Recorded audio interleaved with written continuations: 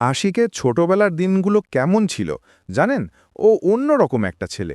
স্বপ্ন দেখতে ভালোবাসতো, মানুষকে বিশ্বাস করত, আর ভালোবাসার ব্যাপারে তার মনে ছিল অদ্ভুত এক পবিত্রতা। বাবার সামান্য চাকরি, মার গৃহিণীপনা, অভাব না থাকলেও খুব বেশি সচ্ছলতাও ছিল না। তবু ভালোবাসার কমতি ছিল না সেই ছোট্ট সংসারে। ছোট বোনটাও দাদাকে খুব ভালোবাসত, সারাক্ষণ পেছনেই ঘুরত। আশিকের জীবনটা বদলাতে শুরু করলো কলেজে ওঠার পর। নতুন বন্ধু, নতুন পরিবেশ, নতুন নতুন অনুভূতি। আর ঠিক তখনই তার জীবনে এলো প্রিয়া। শান্ত স্বভাবের মেয়ে, মায়াবী চোখ, মিষ্টি কথা। প্রথম দিন ক্লাসে দেখেই আশিক যেন অন্য জগতে। ও কি ভালো লেগেছিল নাকি ভালোবাসার শুরু, সেটাই বুঝতে পারেনি। দিন যেতে থাকলো, ধীরে ধীরে কথা শুরু হলো। প্রথমে পড়াশোনা, তারপর সাধারণ খোঁজখবর, তারপর একসময় সেই কথাগুলো গভীর হয়ে উঠল।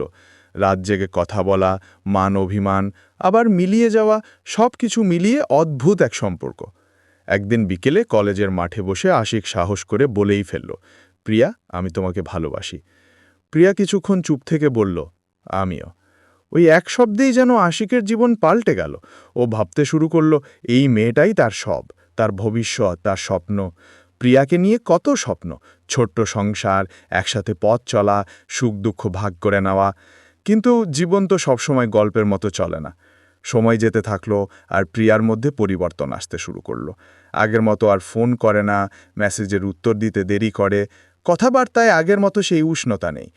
আশিক প্রথমে ভাবল হয়তো ব্যস্ত, হয়তো পড়াশোনার চাপ, কিন্তু মনটা অজানা এক ভয়ে ভরে উঠল। একদিন রাতে আশিক ফোন করল প্রিয়াকে। অনেকক্ষণ রিং হওয়ার পর প্রিয়া রিসিভ করল। হ্যালো, কণ্ঠে ছিল বিরক্তি। আশিক একটু থেমে বলল, কী রে, তুমি আগের মতো নেই কেন? প্রিয়া ঠান্ডা গলায় বলল, আশিক, আমার এখন এসব ভালো লাগে না, আমি একটু নিজের মতো থাকতে চাই। কথাটা শুনে আশিকের বুকটা হঠাৎ ধক করে উঠল। কিছুই বুঝতে পারল না কি বলবে। মানে, আমাদের সম্পর্ক? প্রিয়া কিছুক্ষণ চুপ থেকে বলল, আমাদের হয়তো আর এগোনো ঠিক হবে না। এই একটা কথাই যেন আশিকের পুরো পৃথিবীটা ভেঙে দিল। বারবার বোঝানোর চেষ্টা করল, ভালোবাসার কথা বলল, কিন্তু প্রিয়া আর আগের জায়গায় ফিরে এলো না। একসময় প্রিয়া পুরোপুরি দূরে সরে গেল। এরপর শুরু হলো আশিকের জীবনের সবচেয়ে কঠিন সময়। একা হয়ে গেল, নিজেকে গুটিয়ে নিল, কারো সাথে কথা বলে না।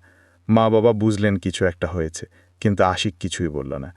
রাতের পর রাত জেগে থাকে, পুরনো মেসেজ পড়ে, পুরনো স্মৃতি মনে করে কাঁদে। বন্ধুরা বোঝানোর চেষ্টা করল, কিন্তু ও যেন নিজের ভেতরেই হারিয়ে গেল।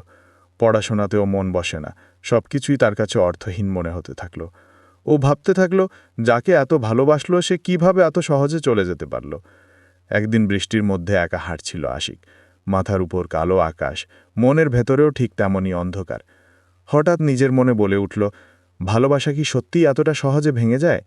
চোখ দিয়ে পানি ঝরতে থাকল, বৃষ্টির সাথে মিশে গেল সেই কান্না। সেদিনই আশিক বুঝতে পারল, সে সত্যিই ব্যর্থ হয়েছে, ভালোবাসায়, বিশ্বাসে, স্বপ্নে। কিন্তু সে জানত না, এই ভাঙা জীবনের মধ্যেই তার জন্য অপেক্ষা করছে নতুন এক আলো, নতুন এক মানুষ, যে তাকে আবার হাসতে শেখাবে, ভালোবাসতে শেখাবে। কেমন লাগলো?